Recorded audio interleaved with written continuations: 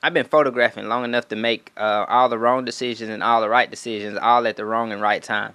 But using the right lighting in the right situations speeds up a lot of things that you might be in question of, and allows you to look better when you're actually on site or in the studio. Because if you're fumbling with your lights, people probably want a refund. There are a few pros to using continuous lighting in studio, but not using them on site, outside, on location. One of the major pros of using continuous lighting is no misfires. And you know what a misfire is when you take a picture and the screen goes black, but because the light didn't fire. You completely mitigate that option by using continuous lighting, because it's continuous. It doesn't stop. It's like this. It's just light. And then in a studio, that really works best because now you also get what you see in real time from the back of your camera. You don't have to take pictures and figure out lighting powers. You can just control the power directly. If, say, this light is brighter, this light is not bright.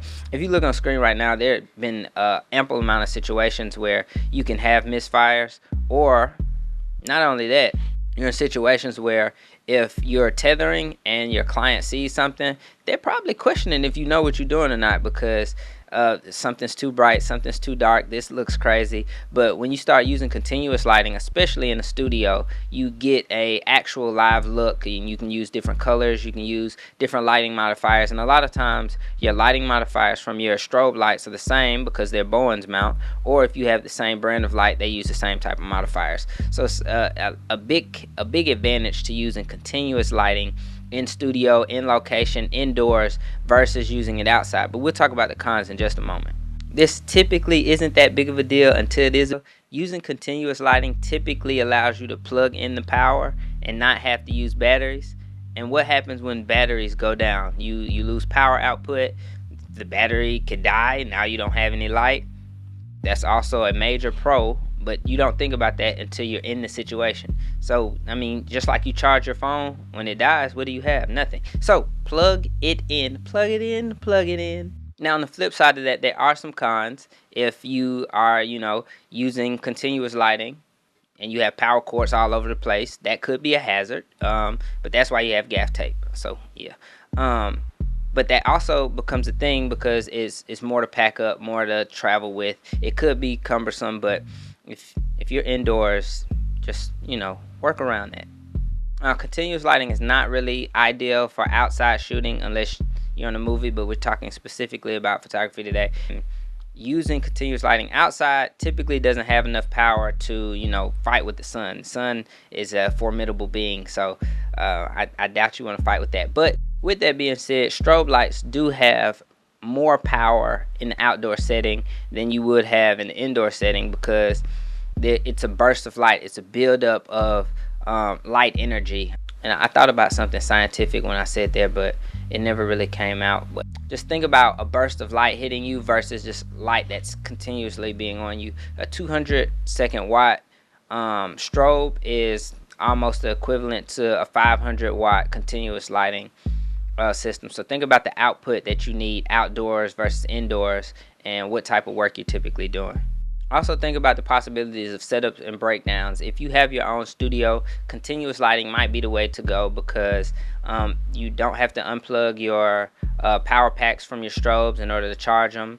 You do get a different light output power source, but you can also just get more powerful light. So think about, hey, do I want to have lighting that I can see right now, control right now, and I can have more versatility to control?